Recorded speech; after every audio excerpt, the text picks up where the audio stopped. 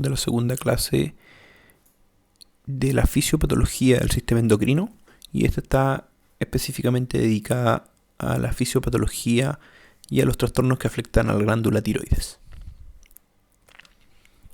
Sabemos que la glándula tiroides es una glándula formada por dos lóbulos principales que están unidos por un istmo relativamente más delgado que los lóbulos principales y que se ubica por delante de la laringe.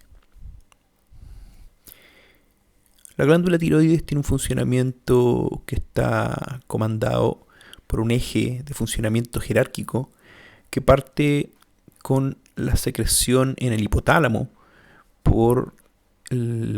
mediante la liberación de la hormona liberadora de la tirotropina, la cual estimula a la hipófisis a liberar la hormona estimulante de la tiroides, la TSH. Cuando la TSH se une a su receptor en el epitelio folicular de la tiroides, va a producir activación de un receptor, que es un receptor específicamente acoplado a proteína G, permitiendo esta unión del receptor proteína G, y la activación de esta proteína G va a estimular cascada de señalización, acontecimientos distales que van a estimular a la vía de la adenilatociclasa para aumentar la concentración intracelular de AMP cíclico. Esta concentración aumentada de AMP cíclico es la que va a promover tanto la síntesis y secreción de hormona tiroidea, así como también el crecimiento tiroideo. Las hormonas producidas T3 y T4 son las que van a señalizar a distancia en bastantes tipos celulares para estimular la transcripción de varios genes que tienen diferentes efectos que vamos a mencionar. Como descripción general del mecanismo de síntesis y secreción de las hormonas tiroideas, tenemos que la hormona estimulante de la tiroides aumenta la actividad de un cotransportador sodio-ioduro ubicado en la membrana vasolateral de las células foliculares de la tiroides.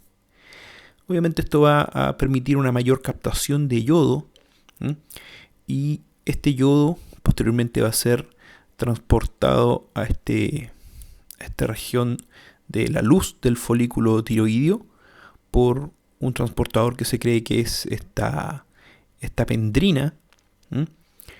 Posteriormente este yoduro es oxidado a yodo, el cual se va a unir por estimulación de la TSH, va a permitir la yodación de esta tiroglobulina para estimular la formación de T3 y T4. Posteriormente también la TSH estimula la endocitosis de estas tiroglobulinas yodadas hacia el interior de las células foliculares, las cuales en vesículas, en lisoendosomas, va a producirse la proteólisis de esta molécula de tiroglobulina yodada, dando origen entonces a las hormonas tiroideas T4 y T3, las que finalmente son transportadas, son secretadas por parte de esta célula folicular de la tiroides. La TSH a su vez también estimula el crecimiento de los folículos tiroides, o por lo tanto de la tiroides.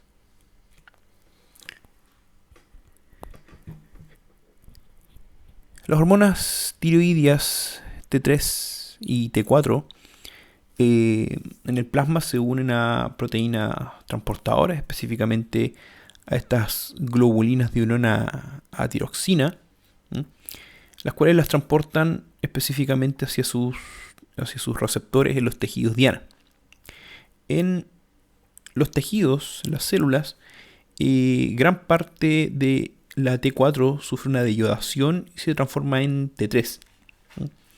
Tanto T3 y T4 van a tener receptores nucleares de hormonas tiroideas, las cuales van a activar la transcripción de muchos genes específicos entre ellos los que codifican para bombas sodio-potasio, ATPasas, enzimas relacionadas con la gluconeogénesis, enzimas relacionadas con la respiración celular y el metabolismo celular, la cadena pesada de la miosina, receptores beta-adrenérgicos, lo que favorece un mayor tono beta-adrenérgico, lo que lleva finalmente a efectos a nivel multisistémico, sobre todo a nivel del sistema cardiovascular, y muchos otros, además de estar involucradas en el desarrollo del sistema nervioso a nivel fetal y neonatal. Por lo tanto, es bastante importante para el desarrollo del encéfalo y el sistema nervioso, para la maduración del sistema nervioso, como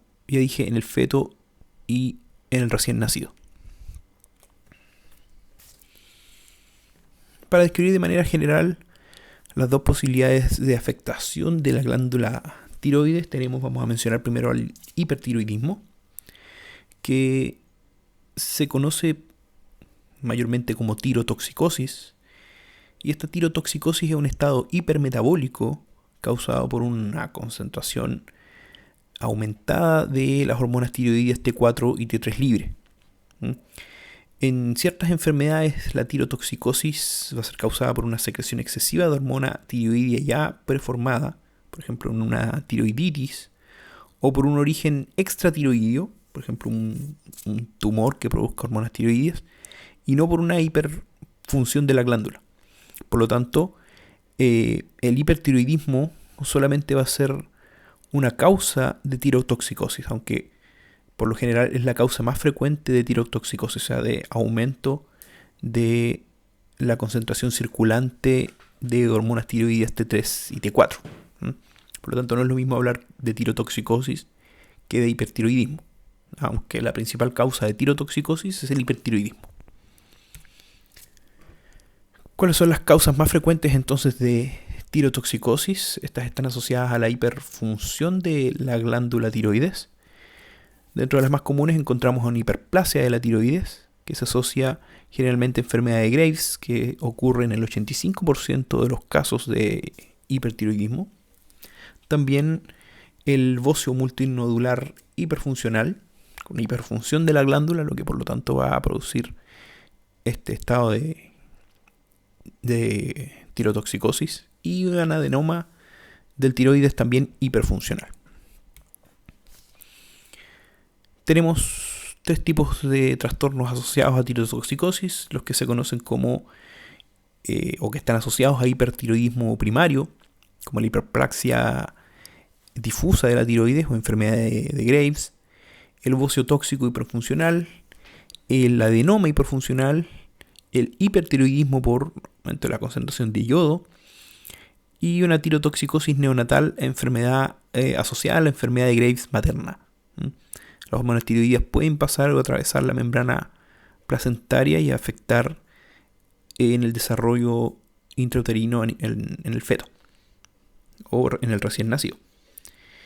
Trastornos secundarios, como por ejemplo un adenoma hipofisiario, secretor de la hormona tiroestimulante, lo que es mucho menos frecuente que los trastornos primarios, y algunos trastornos no asociados a hipertiroidismo que provoquen tirotoxicosis, por ejemplo una tiroiditis granulomatosa de Carvain, una tiroiditis linfocítica subaguda, un estruma ovárico, que lo que es un teratoma ovárico con un tiroides ectópico, células tiroideas fuera de la tiroides, y una tirotoxicosis ficticia por consumo exógeno de tiroxina.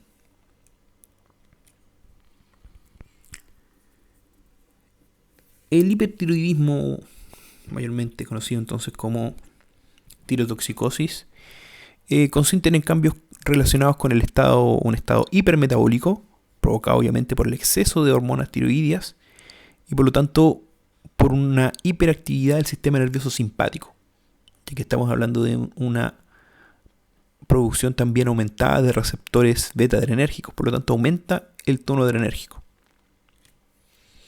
Esto lleva a diferentes manifestaciones a nivel sistémico. Entre ellos se aumenta el metabolismo basal, aumenta la tasa metabólica de las células, Por lo tanto, la piel del paciente hipertiroideo suele ser bastante blanda, bastante delgada, tiene una alta temperatura y está enrojecida debido al aumento del flujo sanguíneo provocado por el tono simpático aumentado por las catecoláminas. ¿Mm? Estas adaptaciones sirven bastante también para aumentar la pérdida de calor generado por el aumento de la tasa metabólica. Todos sabemos que los procesos energéticos, la síntesis de ATP conlleva como resultado una reacción que genera energía en forma de calor. Es frecuente también la intolerancia al calor por parte de las personas que ya tienen un aumento en su tasa metabólica, por lo tanto en la temperatura corporal. Es frecuente entonces que se presente intolerancia al calor y por lo tanto esto aumenta la sudoración del paciente por una mayor producción de calor.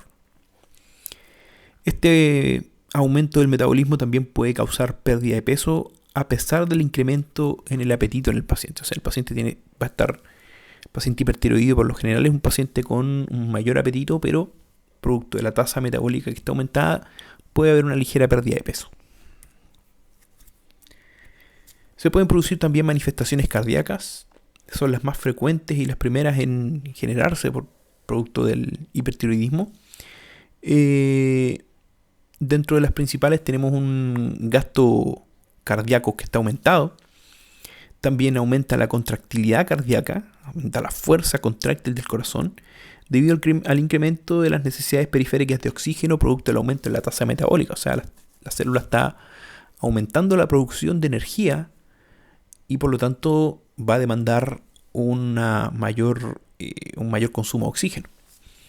También es frecuente la taquicardia, las palpitaciones y la cardiomegalia. Aquí en esta imagen vemos la radiografía de un corazón de tamaño normal y un corazón cardiomegálico con un tamaño aumentado producto de este aumento en el gasto cardíaco crónico que se produce en los pacientes con hipertiroidismo. También es frecuente la presencia de arritmias cardíacas, sobre todo fibrilación auricular en pacientes más añosos, en pacientes de mayor edad. Puede haber insuficiencia cardíaca congestiva, insuficiencia producida a nivel del corazón que va a generar incluso problemas a otro nivel sistémico, como por ejemplo el sistema respiratorio por esta congestión que se genera por la insuficiencia cardíaca, sobre todo también en pacientes ancianos que tienen una cardiopatía previa. Algunas personas con este cuadro de tirotoxicosis van a presentar también una disfunción ventricular izquierda que va a ser reversible, ¿ah? Así que también pueden provocar esta disfunción ventricular una insuficiencia cardíaca. Esta insuficiencia cardíaca es la que se denomina miocardiopatía tirotóxica o hipertiroidea. También se van a producir otros trastornos como por ejemplo este aumento en la actividad simpática puede producir temblores, ¿ah? Hiperactividad, son personas que hablan a veces muy rápido, que se notan como intranquilas por ese estado de hiperactividad. Muchas veces la habilidad emocional, cambios bruscos de ánimo, muchas veces incapacidad para concentrarse e insomnio son síntomas característicos de los pacientes con hipertiroidismo. También es frecuente la debilidad muscular proximal, sobre todo a nivel de las cinturas escapulares y pélvicas.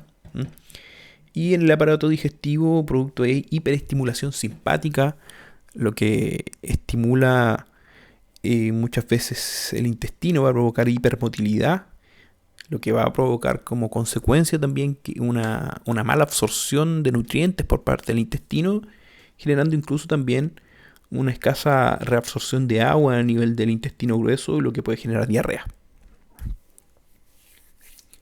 Se producen cambios oculares de los más, podríamos decir, de uno de los signos más reconocidos y reconocibles del paciente con hipertiroidismo, que se caracterizan por una mirada fija con los ojos muy abiertos. Se produce también una asinergia, una mala coordinación en las contracciones de los músculos que mueven los ojos y los párpados. Esto es por sobreestimulación de algunos músculos perioculares, específicamente el músculo tarsal, también conocido como músculo de Müller, que actúa junto con el elevador superior del párpado para levantar el párpado superior, hay un mal funcionamiento en la sinergia entre estos dos músculos, ¿no? Sin embargo, la verdadera alteración oftálmica asociada al mal funcionamiento de la tiroides está más presente en la enfermedad de Graves, la cual lo vamos a describir más adelante. A nivel del sistema osteomuscular también se producen alteraciones. Como consecuencia del hipertiroidismo se va a estimular la resorción ósea, por lo tanto aumenta la porosidad del hueso cortical, así como también se reduce el volumen del hueso esponjoso, lo que va a tener un efecto neto en generar una osteoporosis, como se ve en estos fragmentos óseos, una disminución en las trabéculas óseas, en la densidad ósea, lo que va a provocar un aumento en el riesgo de fracturas en los pacientes con hipertiroidismo crónico, sobre todo cuando hablamos de pacientes más avanzados donde la osteoporosis se manifiesta en mayor medida. Otros hallazgos y otras consecuencias son atrofia muscular esquelética con infiltración de grasa, así como también infiltrados intersticiales locados de linfocitos, procesos inflamatorios a nivel muscular.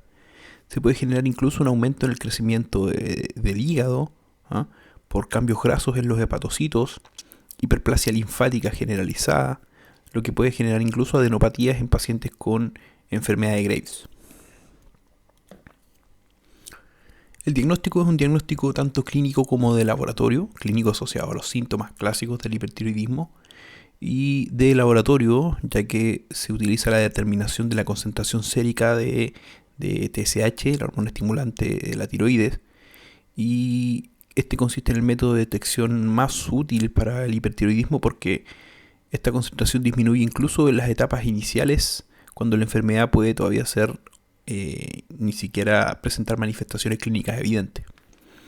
Una TSH baja suele confirmarse mediante determinación de la T4 libre, que probablemente va a estar elevada. El tratamiento de estos pacientes tienen varias opciones terapéuticas, son distintos fármacos, todos tienen diferentes mecanismos de acción. Se pueden utilizar fármacos beta bloqueadores, los que van a aminorar y controlar los síntomas a nivel cardíaco, producto del aumento en el tono cardiogénico. También se pueden utilizar tionamidas para bloquear la síntesis de hormona y tiroidea, y algunos fármacos que inhiben la conversión periférica de T4 a T3. También se puede utilizar radioyodo, que se incorpora al tejido tiroideo y va a producir una ablación de la función tiroidea en un periodo que puede tardar entre 6 a 18 semanas.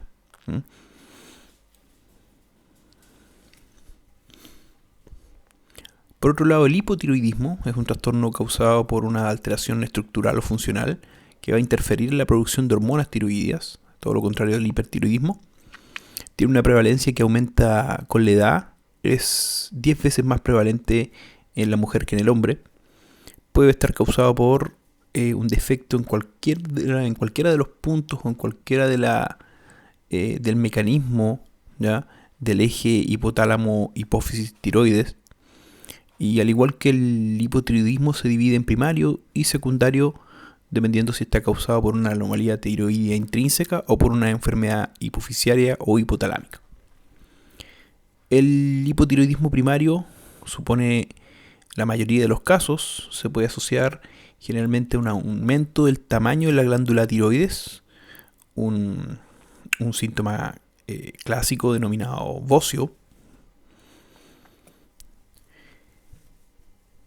Existen tres posibilidades para el hipotiroidismo, tres causas, que puede ser congénita, una causa autoinmunitaria y una causa iatrogénica, ¿ya?, la cual tiene que ver con lesiones que se producen como consecuencia de un tratamiento previo.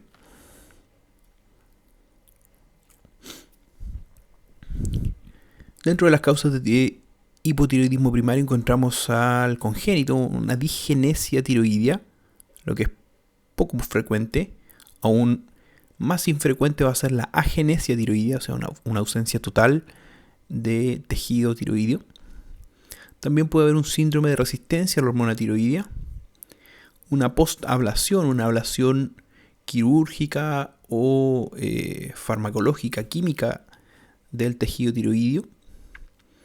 Cirugías, también terapia con radioyodo, radiación externa, un hipotiroidismo autoinmune, tiroiditis de Hashimoto, que puede estar incluido de estos trastornos inmunes, una deficiencia de yodo, que puede ser endémica, fármacos como el litio, yoduros, el ácido P-aminosalicílico también pueden provocar hipotiroidismo primario y algún defecto biosintético congénito, como por ejemplo el que se produce en el bocio dishormonógeno, ¿no? Con falta de producción hormonal. Las causas de hipotiroidismo secundario central, las más, podríamos decir, las posibles son insuficiencias hipofisiarias, que es bastante poco frecuente, y la insuficiencia a nivel hipotalámico, o sea, la falta de TRH o de TSH.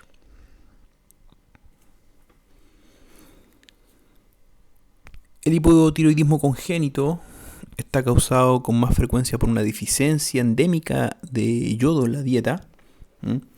También se producen otras formas menos frecuentes, que son los errores innatos del metabolismo tiroideo. Como habíamos mencionado, el bocio dishormonógeno, en donde va a haber defectuoso algún paso que conduzca a la síntesis de la hormona tiroidea, como por ejemplo el transporte de yodo a los tirocitos, alteraciones o mutaciones en el intercambiador de sodio y yoduro. También la unión del yodo a los residuos de tirosina, de la proteína de almacenamiento de tiroglobulina, que es la que va a formar la base para las hormonas tiroides T3 y T4. Y también que el acoplamiento esté alterado, el acoplamiento de la yodotirosina para formar T3 y T4 hormonalmente activas. En algunas ocasiones bastante raras puede haber una ausencia completa del parénquima tiroideo, lo que es denominado una agenesia tiroidea. O también la glándula tiroides puede tener un tamaño muy reducido, lo que se denomina una hipoplasia tiroidea, por mutaciones en la línea germinal de algún gen responsable, obviamente, del desarrollo tiroideo. El hipotiroidismo autoinmunitario es la causa más frecuente de hipotiroidismo en las regiones del mundo con suficiente cantidad de yodo, o sea, donde no hay una deficiencia de yodo endémica, como se conoce. Por lo tanto, la causa más común en lugares donde no hay deficiencia endémica de yodo de hipotiroidismo es el hipotiroidismo autoinmunitario. La gran mayoría de los casos de tipo tiroidismo entonces autoinmunitario corresponden a la tiroiditis de Hashimoto. En este trastorno se va a generar por anticuerpos circulantes, específicamente anticuerpos antimicrosómicos, antiperoxidasa tiroidea y antitiroglobulina, ¿no? El tiroides suele estar aumentado de tamaño en este signo característico que provoca este abultamiento en esta región del cuello, donde se ubica la glándula tiroides, signo denominado, en realidad síntoma denominado bocio.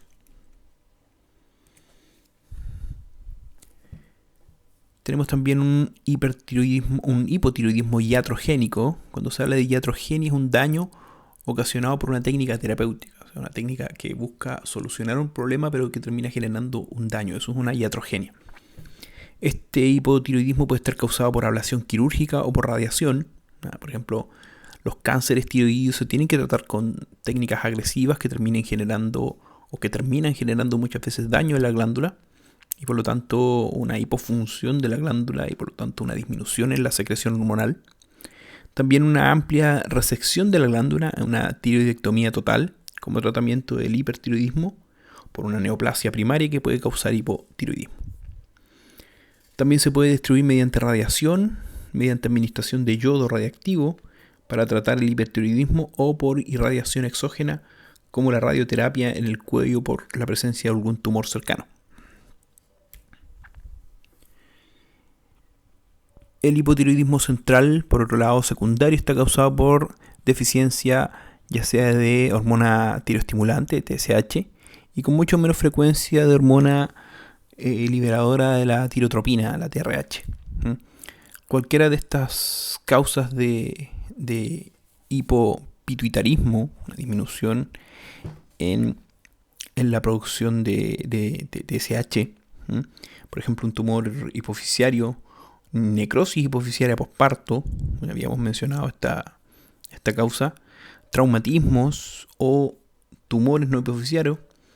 También puede producirse daño hipotalámico por un tumor, traumatismo, radioterapia, enfermedad infiltrante. Todo esto puede causar un hipotiroidismo central, o sea, causas que puedan dañar a nivel del hipotálamo, así como también de la hipófisis, que van a llevar obviamente a una disminución en la producción de TRH y TSH. El cretinismo es un trastorno que se producía con bastante frecuencia en zonas del mundo con deficiencia dietética de yodo, o sea, deficiencia endémica, como en la región del Himalaya, el interior de China, África y otras regiones montañosas. En la actualidad es mucho menos frecuente como consecuencia de un aporte complementario de yodo en los alimentos, también en el agua, que se yoda. Muchos alimentos, sobre todo en el uso, por ejemplo, de la sal que se utiliza en los alimentos, la sal yodada es para combatir en parte la deficiencia endémica en algunos lugares de yodo. Las manifestaciones clínicas del cretinismo son deterioro del sistema osteomuscular, así como también del sistema nervioso central, ya que mencionamos que las hormonas tiroideas son claves en el desarrollo del encéfalo, sobre todo. Por lo tanto, estos pacientes son pacientes con un retraso mental intenso, con una talla baja característica, tienen rasgos faciales toscos bastante característicos también del cretinismo, de los cretinos. Tienen una lengua bastante abultada que incluso llega a sobresalir de la boca con esta característica posición. Tienen un abdomen bastante prominente y una hernia umbilical. Obviamente el grado de deterioro mental, de retraso en estos pacientes puede estar relacionado con el momento en que se produce la deficiencia de hormonas tiroideas durante el periodo intrauterino. Mientras más temprano sea, va a generar mayores consecuencias a nivel cognitivo. En condiciones normales, las hormonas T4 y T3 maternas pueden atravesar la placenta y son esenciales para el desarrollo del feto, pero en un caso de una deficiencia tiroidea materna antes del desarrollo de la glándula tiroidea fetal, el retraso mental va a ser bastante pronunciado. Por el contrario, la deficiencia de hormonas tiroideas maternas es en una fase más avanzada, ya después que se formó la tiroides fetal, no afecta el desarrollo cerebral normal, producto de que el feto va a producir sus propias hormonas tiroideas y por lo tanto no se va a ver afectado su desarrollo. El mixedema es otra condición asociada al hipotiroidismo, ¿no? Se aplica al hipotiroidismo que afecta a los niños ya mayores, así como también al adulto. Si que ustedes vieron el documental que les recomendé y que les dejé el link, se habla de casos de mixedema y se menciona dentro de las patologías con tratamientos que fueron descubiertos hace bastante tiempo, con reemplazo hormonal. Las manifestaciones clínicas del mixedema van a variar según la edad de inicio de la deficiencia de hormonas tiroideas. En niños mayores tiene signos y síntomas intermedios entre los del cretinismo y los de un adulto con hipotiroidismo. En los adultos se manifiesta bastante, puede tratar en el nivel que provoque clínica, ya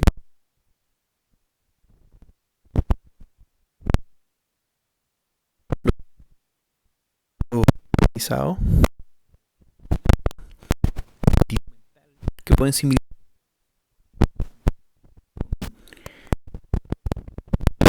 sufriendo simplemente un déficit tiroidea, lo que les ocasiona este mixedema.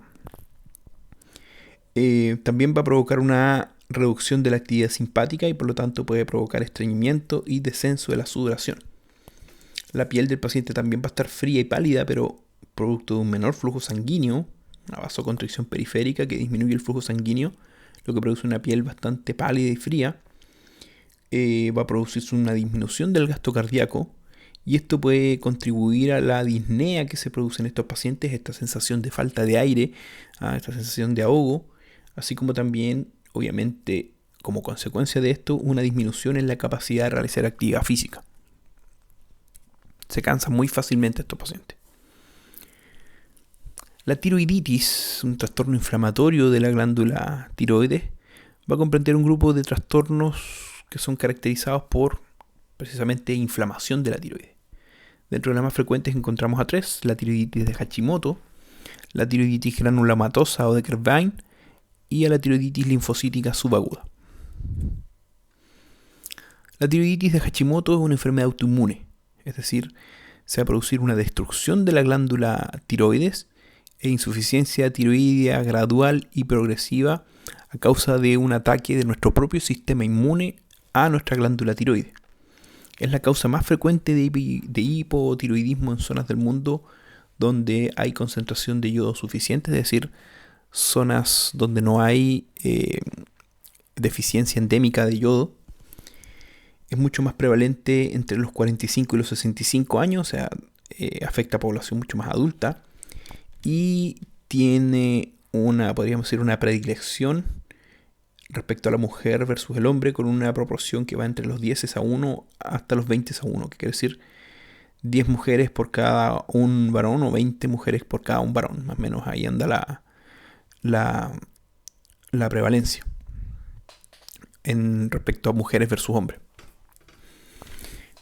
Está causada por una alteración de la autotolerancia a los autoantígenos tiroideos. La tiroide va a producir, sus células producen antígenos, y que en algún momento nuestro sistema inmune va a reconocer o se va a activar para detectarlos como extraños y por lo tanto generar daño en esas células. Se van a encontrar anticuerpos circulantes contra la tiroglobulina y contra las peroxidasas tiroideas. Se pueden producir tres posibles causas. Se puede producir una alteración en la autotolerancia e inducción en la autoinmunidad tiroidea.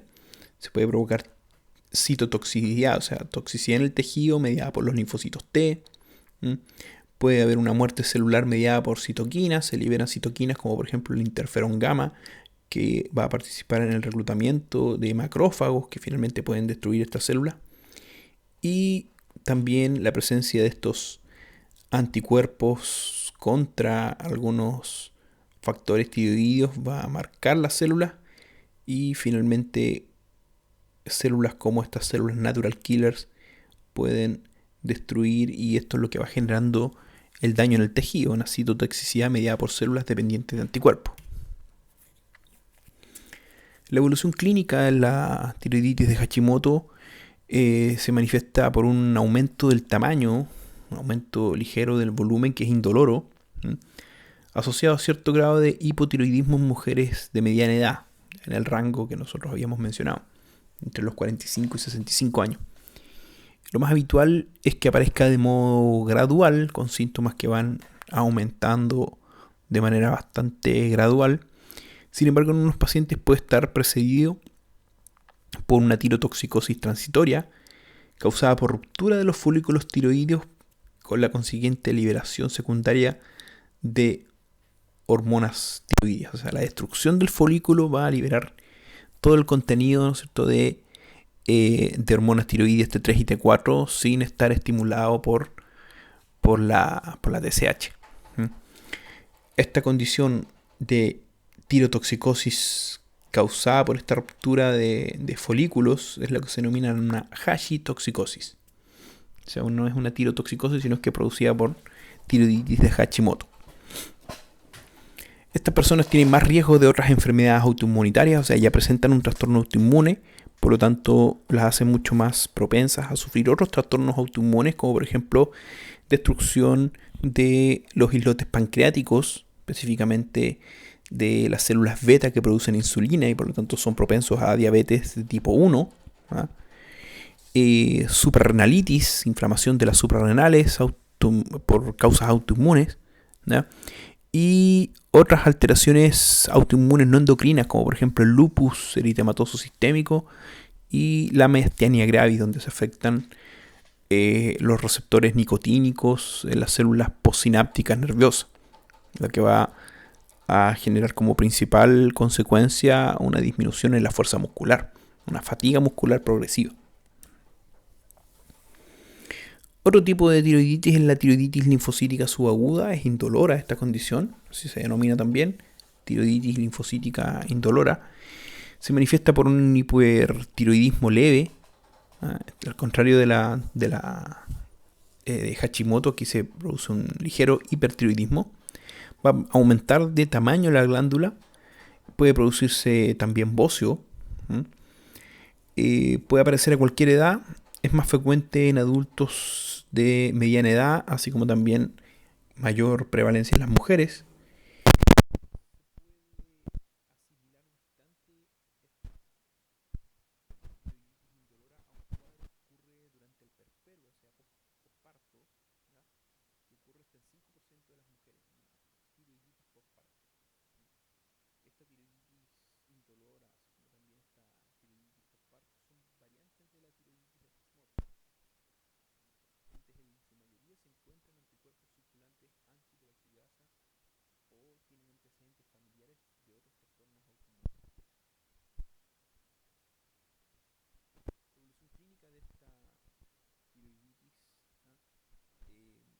Pueden tener un bocio indoloro, hipertiroidismo manifiesto transitorio o ambos, o sea, puede haber hipertiroidismo y además bocio.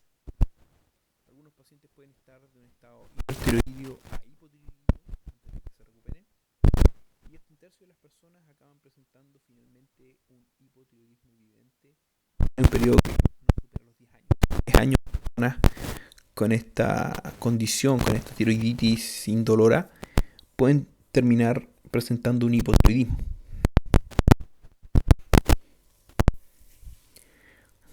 Otra posibilidad es la tiroiditis granulomatosa o de Kervine, es mucho menos frecuente. También ocurre entre los 40 y 50 años de edad, en una edad media. También afecta mucho más a las mujeres que a los hombres, es una relación ya no tan importante, pero sigue siendo mayor, de 4:1. Afecta 4 veces más a las mujeres que a los hombres, entonces. Tiene una patogenia distinta, se cree que es desencadenada por una infección viral. También podría asociarse a una alteración de nuestro sistema inmune, ya que la mayoría de los pacientes tienen antecedentes previos de infección de vías respiratorias altas, justo antes del inicio de la tiroiditis. Tiene una incidencia estacional máxima en el verano, aunque también se han producido brotes de estas tiroiditis asociados a infecciones con el virus Coxsackie, el virus de la parotiditis, sarampión, adenovirus y otros virus que pueden iniciar o gatillar esta enfermedad, lo que no es todavía 100% confirmado. Se cree que es por activación de una infección vírica previa, ¿no? Entonces es probable que esto se genere por infección vírica, lo que va a exponer a nuestro sistema un antígeno vírico, ¿ya? O tiroideo liberado de modo secundario a daño en el tejido del anfitrión causado por el virus, o sea que el virus termine afectando y provocando daño en la tiroides, provocando destrucción celular y que se liberen algunos antígenos tiroideos. A diferencia de lo que ocurre en las enfermedades tiroides autoinmunes, aquí la respuesta inmunitaria está iniciada por el virus y no se autoperpetúa, a diferencia de lo que ocurre en las condiciones autoinmunes más comunes.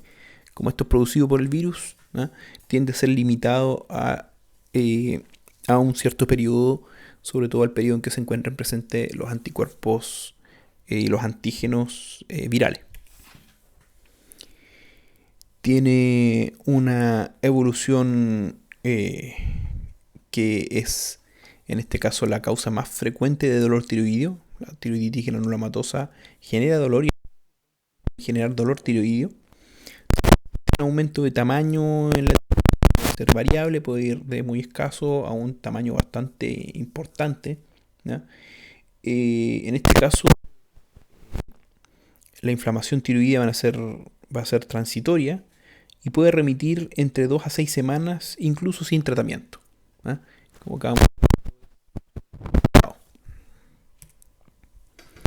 La evolución clínica, en estos casos los pacientes tienen altas de hormonas tiroideas y una concentración baja de TSH durante esta fase de evolución del paciente. Pero a diferencia de estos estados hipertiroidídeos, como por ejemplo la enfermedad de Graves, la captación de yodo radioactivo por parte de la tiroides es bastante baja. Por lo general, el paciente se recupera en 6 a 8 semanas y se tiende a recuperar una función tiroidea normal. La enfermedad de Graves, que ya habíamos mencionado, es la causa más frecuente de hipertiroidismo endógeno. Tiene una incidencia que puede llegar a su punto máximo entre los 20 y los 40 años de edad. También afecta a las mujeres más que a los hombres, 10 veces más que a los hombres. Y tiene una triada clínica bastante característica que va a generar hipertiroidismo asociado a un aumento del tamaño difuso de la glándula, o sea, va a generar cierto grado de bocio.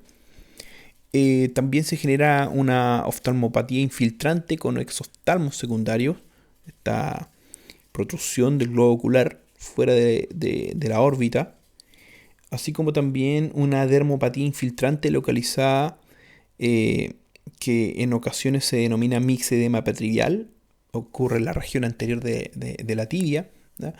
Pero que está presente en una minoría de los pacientes, este mixedema que aparece en esta región de la espina de la tibia. Es un trastorno también autoinmune. Se va a producir anticuerpos contra numerosas proteínas de la tiroides, sobre todo contra el receptor de hormonas estimulantes de la tiroides. Muchos de estos anticuerpos pueden estimular o bloquear el receptor de TSH. Son detectados en la circulación, lo que favorece entonces el diagnóstico de esta enfermedad de Graves. El más frecuente de estos anticuerpos es el que es conocido como inmunoglobulina estimulante del tiroides. Es el que se encuentra en el 90% de los pacientes con enfermedad de Graves. En este caso, esta inmunoglobulina estimulante del tiroides se une al receptor de TSH y tiende a simular sus efectos. Por lo tanto, va a estimular la adenilciclasa, incrementando la liberación de hormonas tiroideas. La autoinmunidad va a intervenir también en la aparición de oftalmopatía, infiltrante característica de esta enfermedad de Graves, el exoftalmos. Esta protrusión del globo ocular se va a asociar al volumen aumentado del tejido conectivo retroorbital. Detrás del ojo va a aumentar el tejido conectivo. También va a aumentar el tamaño de los músculos extraoculares por razones como infiltración del espacio retroorbital por células mononucleares, específicamente linfocitos T, que son bastante propensos a generar inflamación en el tejido, inflamación con edema, tumefacción de los músculos extraoculares, es decir, un aumento de volumen en los músculos extraoculares, por lo tanto tienden a empujar el globo ocular hacia afuera, también acumulación de componentes de la matriz extracelular y aumento del número de adipocitos, infiltración grasa. Todo eso tiende a desplazar, a sacar el ojo de su órbita, lo que produce esta protrusión que se conoce con el nombre de exoftalmos, o sea que el ojo se va hacia afuera. Los pacientes tienen una evolución clínica que van a sufrir cambios relacionados a la tirotoxicosis, así como también cambios exclusivos de la enfermedad de Graves, como son la hiperplasia difusa del tiroides, la oftalmopatía clásica de la enfermedad de Graves, así como también la dermopatía, como es el mixedema en la región de la tibia. Puede haber un aumento de la tiroides difuso. Este aumento puede acompañarse de aumento en el flujo sanguíneo de la glándula, lo que puede provocar un síntoma bien característico en realidad, que es un soplo audible, o sea, que se puede auscultar y que suena como una especie de soplo o frémito a nivel de la glándula. También se provoca esta mirada característica con ojos muy abiertos y fijos, ya, con retracción del párpado superior, producto de la alteración en la sinergia de los músculos del párpado, y esto también ayudado por el exoftalmo, o sea, esta oftalmopatía que produce esta protrusión anómala del globo ocular. Los músculos extraoculares además también suelen estar debilitados, lo que favorece y contribuye aún más a esta condición, ¿no? A pesar de que existe un tratamiento eficaz de la tirotoxicosis y que esto se revierta, el exoftalmos puede persistir o progresar, o sea, seguir aumentando, ¿ya?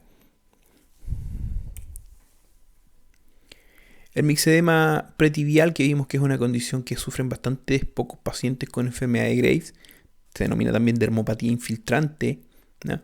Es bastante frecuente en la piel de la cara anterior de la pierna, en esta región de la tibia, por eso se llama mixedema pretibial, ¿no? Se produce engrosamiento escamoso de la piel, endurecimiento de la piel en esta región, ¿no? No se sabe por qué esta ubicación específica del mixedema, porque se genera en esta región pretibial, y solamente va a afectar a una minoría de pacientes con enfermedad de Graves. Como tratamiento se utilizan fármacos beta bloqueadores para disminuir este efecto de aumento del tono simpático, del tono beta enérgico, lo que va a disminuir, por ejemplo, las taquicardias, las palpitaciones, el temblor asociado a la ansiedad. Así como también se utilizan fármacos para disminuir la síntesis de hormona tiroidea, ¿no? Como el propiltiuracilo, así como también la ablación de la tiroides con radioyodo o incluso una tiroidectomía, o sea, una cirugía para extirpar parte o completamente la tiroides. Esta cirugía obviamente se va a emplear en los pacientes con bocios grandes, con aumentos ya muy marcados del tamaño de la glándula, que tiendan incluso a comprimir estructuras circundantes o generar incluso una insuficiencia respiratoria. Otro tipo de bocio, que es el bocio no tóxico, no va a generar tirotoxicosis, se denomina también bocio simple, produce un aumento del tamaño de toda la glándula, no se van a generar nódulos específicos, sino que aumenta toda la glándula. Puede ser endémico o esporádico. El bocio endémico sabemos que se encuentra en zonas geográficas en donde el terreno, el agua y los alimentos tienen bajas concentraciones de yodo, por eso es que es común en estas regiones mediterráneas, lejos de o alejados de la costa, lo que los depriva de dietas ricas en mariscos, en moluscos que contienen alto contenido de yodo, ¿ya? O en peces que contienen alto contenido de yodo.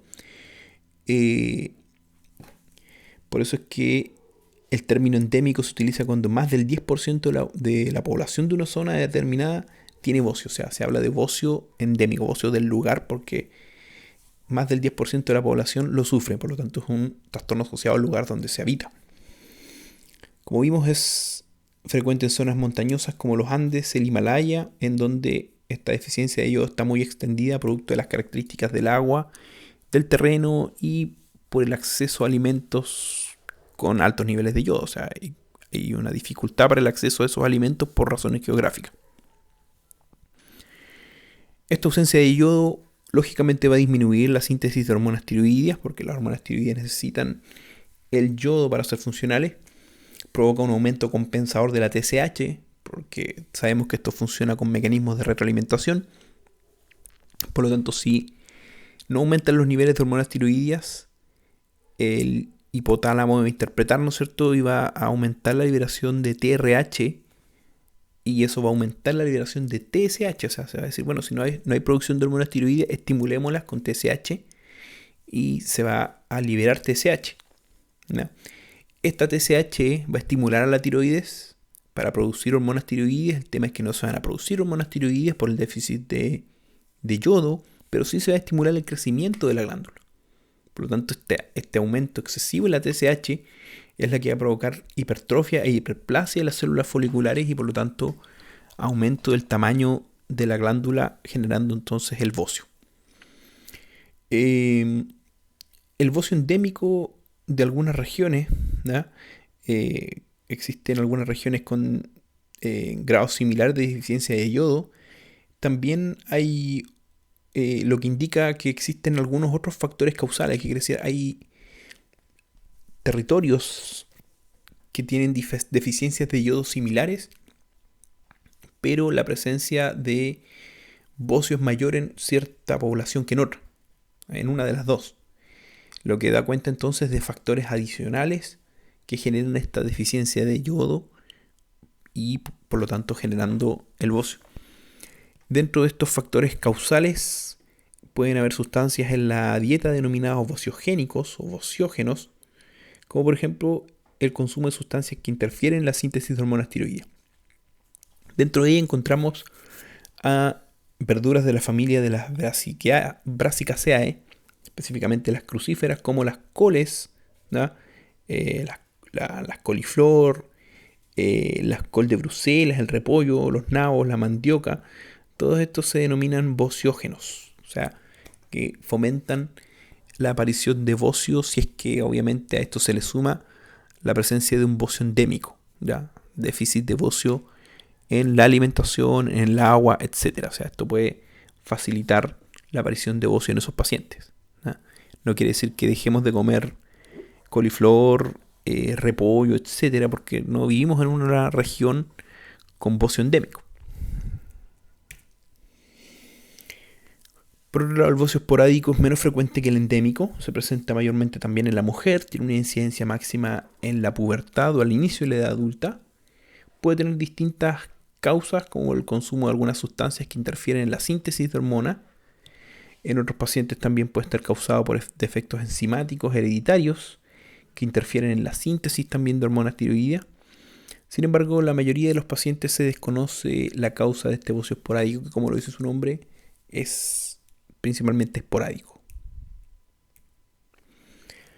La evolución clínica de este bocio, ¿no?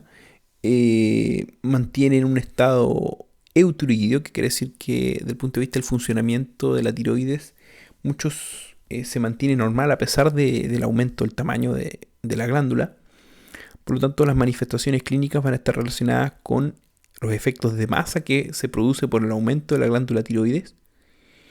Puede haber concentraciones séricas de hormonas tiroideas normales de T4 y T3, pero la de TSH suele estar elevada o en el rango superior de lo normal.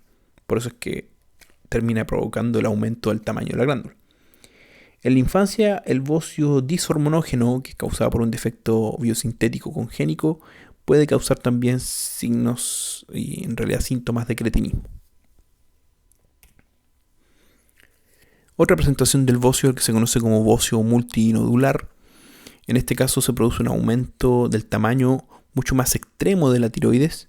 Se confunde incluso con neoplasias, con más frecuencia que otro trastorno tiroideo. O sea, se tiende a pensar inmediatamente en el caso de una neoplasia por el aumento extremo en el tamaño de la glándula, aunque también se describen formas esporádicas y endémicas, por lo tanto, es porque se originan sobre un bocio simple. Tiene la misma proporción mujer y hombre y probablemente el mismo origen, ¿ya? Aunque puede afectar a personas mayores como una complicación ya tardía de esta enfermedad. Dentro de la evolución clínica, los signos predominantes de este bocio multinodular son causados por los efectos de masa, es decir, el aumento de tamaño de la glándula. Tiene un efecto estético que es obvio por el tamaño extremo que puede llegar a tomar la glándula, generando este bocio ya bien importante como el que veíamos en las imágenes anteriores.